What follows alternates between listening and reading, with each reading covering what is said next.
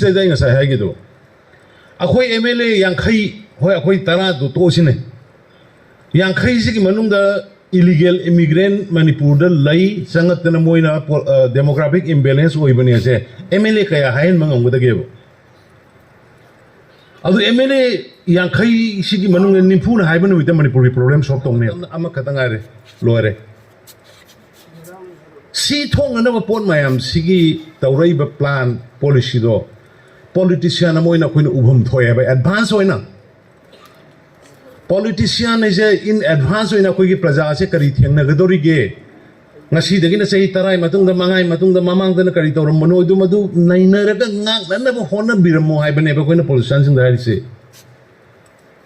ꯑꯗꯨ ꯅꯠꯇ꯭ꯔꯗꯤ ꯄꯣꯂꯤꯇꯤꯛꯁ ꯇꯧꯕꯒꯤ ꯀꯔꯤ ꯀꯥꯟꯅꯒꯦ ꯍꯥꯏꯕꯅꯤ ꯑꯩꯅ ꯂꯥꯛꯄ ꯀꯥꯟꯗ ꯃꯌꯥꯝ ꯈꯪꯕꯤ हाईवे नेशनल हाईवे ब्लॉकेट नुमित 150 190 थाव लीटर अमा लौननब होननबदा होरेन अहिंग ऑयल पंपसिद होरेन नुंगांगदगी लेक्तोइने हयें नोंगानगा थाव लीटर अम लौदोइन पुंग 5 ताबदा मी चनबा ngam पोते फाइट एनकाउंटर खुलाई फिकाउ जिदा पैसा खरा लुपा 5,000 हापा चक्रबा हलक्त्रबा तुम यानरम पोते नागा ताबा एरिया दा मणिपुर सरकार संग यांगलमदे United Naga Council boycott Churachandpur 3 bill की मतंग मी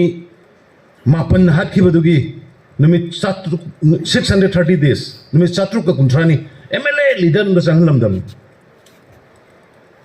अइना चंगपो मतम दु हाइजमनिको अइना CM ओरको मतम से अदुगुमबगी तंजा दुदा CM ओइबा लाखि देन CM हे ओरकोगा मो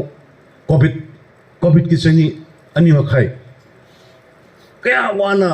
अखोय मैम संग थेंगनबिगी देन अदुगी मदुंगदा याम स्मूथली लाए सिंगटम अमत तोइना पुंजनदना फजिना मसेदा बेहांगदा माउदा कालीदा उखरुलदा पुनमक अमत तोइना सिंगदा मिफम फमदना कैबिनेट फमदना खोतना अदु खंगौदे अखोय मैदैना शेड्यूल ट्राइब डिमांड तानबनेना तानबगी यारोइना रैली अमा चटकनेरगा थोलखिबा थौदो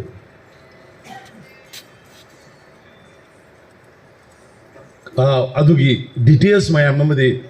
लेire मयाम हेना लोइ खंगे आइना लोइसलकपदा आइना मयाम दा हाइनिंगिसे अखोय उबदा IDP सिंग उबदा इंगोंदा दम इमोशनल ओयब चाको बगी गदो आई निमुंग तायबा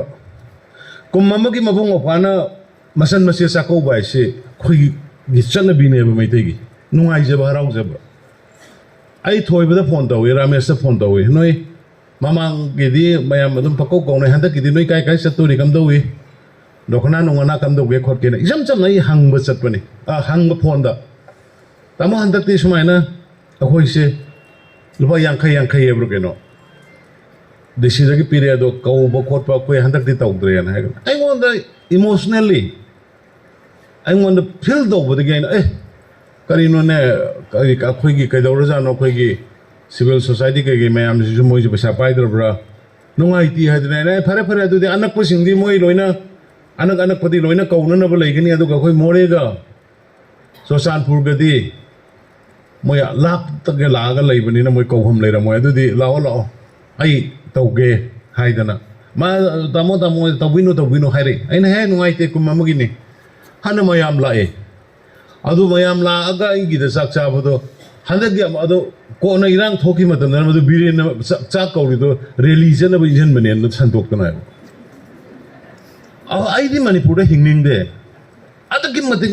मिवांगांगनबा अदगी मतिक मीसी हाइथीबा तौजरिबा थबकतो आइना हाइरकपा कांदा होजि मयाम कपनरकनी आइना नोंमा हाइगिबदो हाइदोकपा यादबा मयाम अमा लैयबा Biren sida thabak si kanna tawringa da somna moi 10 kun namana ma tawri se lale haragadi Biren gi wadu taro heba tabi de heba center na nati hebdo ai khoi huje mana nai khoi hai se ba